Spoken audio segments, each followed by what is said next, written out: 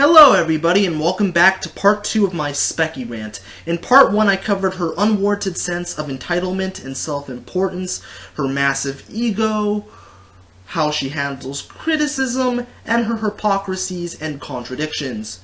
So what am I going to cover in part 2? Well, I figured we'd start off with her animation. As Daft Pina pointed out in his review of Spechie, the animation is, for lack of a better term, lackluster. And after watching it for myself, I have to agree. As you can see here, the animation is just...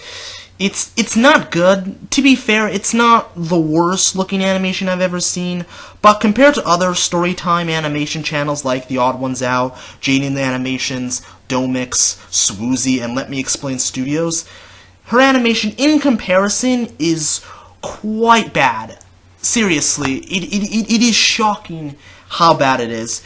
When you look at the storytime animation community, there's a certain level of quality that you would come to expect, because the ones that I've seen, their animation is beautiful. It's fast, it's fluid, it's visually appealing, and it just looks really, really good. And you can tell that they've really improved their craft over the years. But with Spechie, I don't really see any sort of improvement. I don't see her improving her craft or really putting in the effort to actually make it look good. It's just plain boring and completely uninteresting. I mean, the freckles, or at least I think they're freckles, the spots on her face are just lazily just put together. They're just scattered all over the place. And her, I don't know if you noticed this, but her eyebrows extend into her hair, which doesn't make any sense because eyebrows typically don't do that. Even if you have like really long brown hair, typically they don't extend into your hair. I don't know if she's completely inept when it comes to artwork or that's a stylistic choice, but either way, it does not look good at all. You would figure for a channel of her size that she would actually improve, that she would actually up the ante in production values and actually, I don't know, put in the effort to make quality content and make her art look good and to actually try, and she hasn't, because she knows that she can put out whatever and her audience will just eat it up, no matter how it looks, so she really doesn't even have to try to make it look good.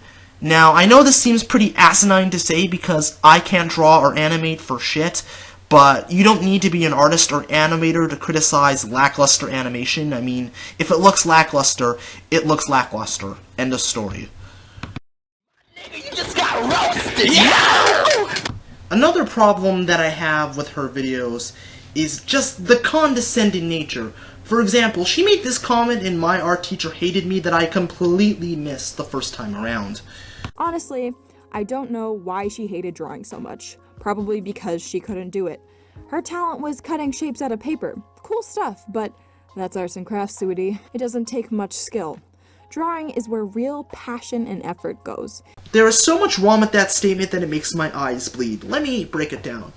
You assume that your art teacher didn't like drawing because she couldn't do it, which, by the way, is a really retarded thing to say. Listen, I can't draw for shit, and I love drawing. I think it's fantastic, and I am constantly in awe of people that can do it well, because it's an incredibly hard skill to learn. So, to assume that people don't like drawing because they can't do it is just downright stupid. And in regards to your second statement, which is basically you dismissing your art teacher because she does arts and crafts, it's basically you saying, hey, if you do arts and crafts, you're talentless because it doesn't require as much skill as drawing. Now, I will agree that arts and crafts don't require as much skill as drawing, but it still requires skill. It's so hypocritical because you call out your art teacher for looking down on people that draw, allegedly, saying that it's quote-unquote talentless, yet here you are looking down on her because she does arts and crafts, and anyone that does arts and crafts. Did you seriously watch this video before you uploaded it?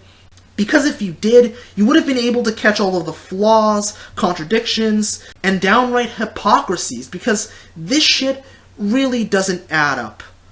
Jesus Christ, the level of smug pretentiousness in this video is so thick that you could build 10 life-size Elastigirls with a glory hole attachment. I am dead serious. I always knew that low-key it wasn't about that, and she was mad a 17-year-old girl had gotten farther with art than she ever would. I always knew that low-key it wasn't about that, and she was mad a 17-year-old girl had gotten farther with art than she ever would. I always knew that low-key it wasn't about that, and she was mad a 17-year-old girl had gotten farther with art than she ever would. What the hell have you accomplished? Oh, you have a YouTube channel with over 300,000 subscribers, with lackluster artwork where you bitch and moan over the most trivial things imaginable in order to pander to all of the millennials that have first world problems? Yeah, I don't think that's anything to be proud of. And if we're going by the logic you just described, I could easily argue that you were just mad at your art teacher because she's made it farther in life than you have because she has an art degree.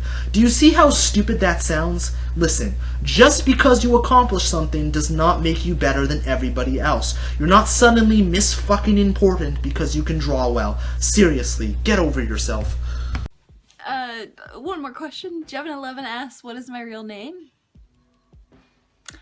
I just want to answer this I just want to put this question in so I can have a clickbaity title. Ha ha ha ha! I'm not actually gonna tell you! I just want to answer this I just want to put this question in so I can have a clickbaity title. I'm not actually gonna tell you. Spechie, your content is already cancerous enough as it is. Throwing in obnoxious, misleading clickbait just makes it even worse. Look, I understand that not every YouTuber is comfortable giving out their real name, and that's fine. But why in the hell would you title your video, What's My Real Name Q&A number 2, if you had no intention of actually revealing your real name? There are people out there that like your content that see this and think, oh wow, one of my favorite YouTubers is revealing their real name. Ooh, that's gotta be exciting, let me click on that. And then they get to the end of the video, and then they realize, oh, it was just a joke, I just needed a clickbaity title, haha, fuck you. Not only is what you're doing wrong and incredibly misleading and annoying and stupid, but it's also against YouTube's terms of service. They specifically frown on videos that have misleading titles. This video has a very misleading title. Surely you could have titled Q&A number 2 anything else than What's My Real Name, but hey, anything that brings in the clicks, anything that brings in those goddamn views. It's unfortunate that YouTube rarely ever enforces their terms of service, which is why people are allowed to get away with obnoxious, misleading clickbait, because this is a video that violates it to the nth degree. But clickbait is the least of her problems. Another problem that I have with Spechie is the fact that she bitches and moans about everything. I'm not even kidding. But Zion, why are you singling out Spechie for doing it? Don't all storytime animation channels do this exact same thing? And you could argue, yes, they do. But most of the ones that I've seen so far are actually likable, so you can actually, you know, relate to the things that annoy them. This shit, on the other hand, I literally can't even. I just fucking can't. Another thing I don't get is the usage of roses and flowers. Like, don't get me wrong, I like flowers, but I don't like $12 roses. Thanks, but no thanks. I can pick them out of my own yard for free. Is that why boys break up with their girlfriends before Valentine's Day? Because of the $12 roses? I mean, look at the prices of this shit. Alright kids, look. It's... What? No! No one's gonna pay for that! Are you sure Valentine's Day, I'll buy you like... Yeah, a Kinder Egg surprise. Is that a Kinder Egg surprise? Oh no, it's not details. Oh boy. For $29, for $30. They're pretty, but you can go to like a regular store. Hell no. But pay. Another inconsistency that I have to point out is that you say in the video that the roses are $12, yet they're $25, $30, $40, although it really doesn't matter how much they cost. The reason why people go out of their way to buy roses on Valentine's Day is because they want to impress their significant others. It's also why they cost so much. It's because people are, you know, willing to pay for them. Now, should you spend that much money on roses? No, you don't have to. But there's a reason why people are willing to go out of the way to do so, because they believe their significant others are worth it. This is pointless.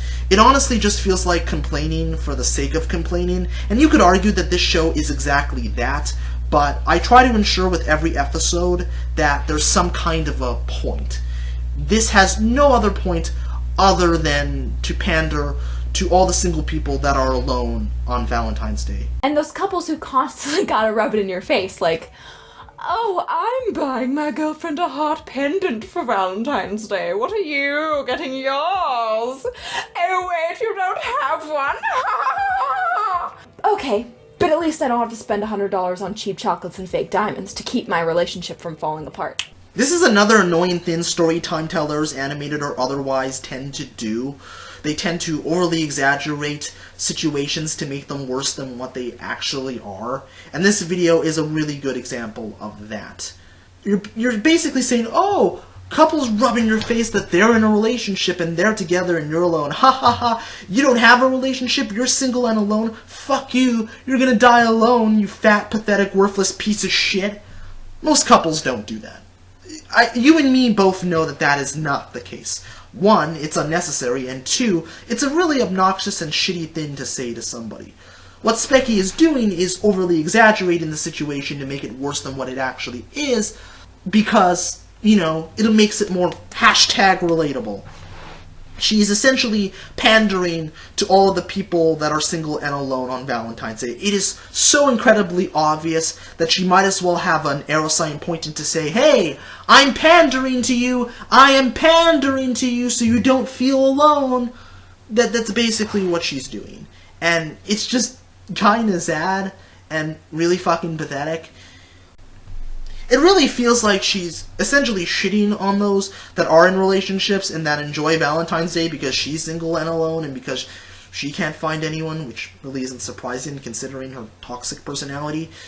That's really what this feels like to me, and I'm trying so hard to stay serious in all of this, but the further along I go, the further along I continue to lose my sanity, because this is just fucking sad. In every sense of the word. But it gets worse. It gets so much worse. There's a sequel! If I had a man and he bought me $100 chocolates, I'd be more pissed than anything. Like, I appreciate the gesture so much, and thank you for spending $100 on me. But $100 worth of chocolate? Are you trying to make me more fat than I already am? Like, spend $100 on a fancy dinner and a movie if you must take me out. But I'm a simple girl and I'm easy to please. I'm fine with takeout and Netflix, honestly. Not to mention, the prices of flowers and chocolates skyrocket. Honestly, if I was a guy and I had to buy my girl something nice for Valentine's Day, I'd buy her something she actually wanted instead of this mindless crap like roses and chocolate.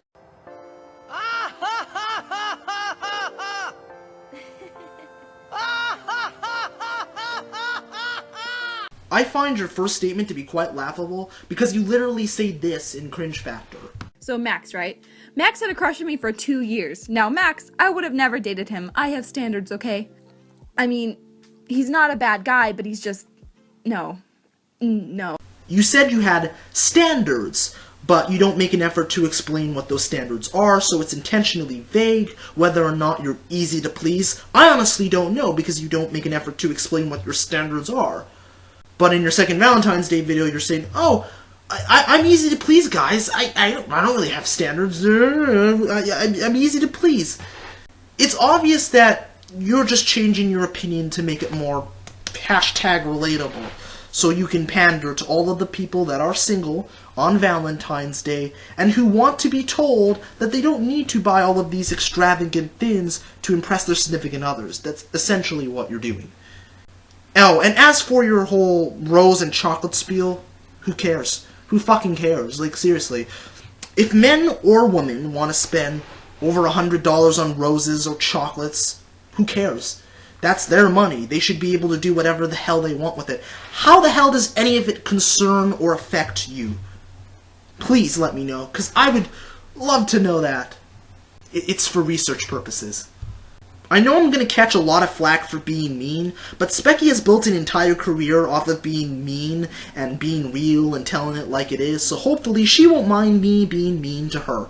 After all, it's only fair. Let me tell you why you're not in a relationship, and why you're single and alone, and why guys won't touch you with a 10-foot pole. It's because of your toxic and abrasive personality. It's because of everything I've showcased in these 2 videos. No self-respecting guy that's worth his salt would want to deal with someone like you because, to be honest, you are not a good person. In fact, you are a really shitty one. Now, I don't know you. For all I know, this angry, cynical shit could just be you playing a character and you're actually a delightful person in real life. But I highly doubt that because you portray yourself acting the same way in your videos as you would in real life. It is incredibly obvious to everybody but you why you're not in a relationship and why you're still single. And the fact that you can't even realize that you are the cause of your own misery is mind-boggling to me. And to be honest, if your personality doesn't change, which it probably won't, you're probably gonna die alone. I know that sounds very harsh, but hey, you dish it out to people on a consistent basis, so you should be able to take it. I know this video is running a little long, but I still have one more thing to say about Spechie, and oh boy, is it a whopper. They took the video home to their parents and cried about how I was a bully and I was exposing them. The video did not give their names, location, or accurate descriptions of either of them, but they took it to the principal. I got called down to the office because at this point everyone was aware of my YouTube channel. I got lectured on it, and they dropped the big boy bomb. The families are threatening to sue you and the school. If you don't remove the video, we will suspend you. To which I replied, entirely unfazed, I know my rights. I did not give out names or locations. They can try to sue me, but they will lose. This is a defamation of character because there was no solid evidence that the video is actually about these two. They tried to get me to actually say it was, but I never did. I just unlisted the video and went on my way. While I do agree that the parents threatening to sue you and the school was going a little bit too far, at the same time, can you really blame the parents for being so upset? I mean, after all, you publicly lambasted and shit on their kids, made a video about it, and then uploaded it to YouTube for millions of people to see for no other reason than to just be a dick because they mildly annoyed you. What other purpose did Cringe Factor have to be made other than to essentially publicly humiliate Mandy and Max for the most trivial of crimes? Now, I'm pretty sure you're wondering, is it bullying? Initially, I was going to say that it wasn't bullying, but after thinking about it some more, what Spechie did is bullying. The reason I say this is because the more you watch her videos, the more it becomes evident that she's incredibly insecure and self-loathing and doesn't believe herself to be worth anything. So in order to feel better about herself, she has to shit-talk other people. It's the textbook example of being a bully. Now, I know some people will disagree with me on that, and that's completely fine, but that's just the way that I see it. I would ask, can't you see that, Spechie? But to be honest, it would be completely null and void because you lack any sort of empathy. In conclusion, Spechie, you are the Verlicify and Lily Pete of the storytime animation community. You make everybody in this community look terrible. Your videos are cancerous, your artwork is lackluster at best, and your personality is more toxic than the Springfield power plant. You bring nothing to the table other than a shitty attitude, an unwarranted sense of entitlement and self-importance, and an ego bigger than the Grand Canyon. And if you want to block me and call me a 13-year-old that has no life, then go right ahead. But it will only prove everything I've said in this video to be correct, because to be honest, you strike me as the type of person that can dish it out, but can't take it back. But that's just my opinion. But what do you guys think about Spechie? Do you like her? Do you not like her? Are you mad? Do you have a different perspective to all of this madness? Let me know in the comments down below. This is ThatKidDouglas, aka the Unhero, signing out. Deuces, stay frosty and keep it weird. Cueing outro sequence now.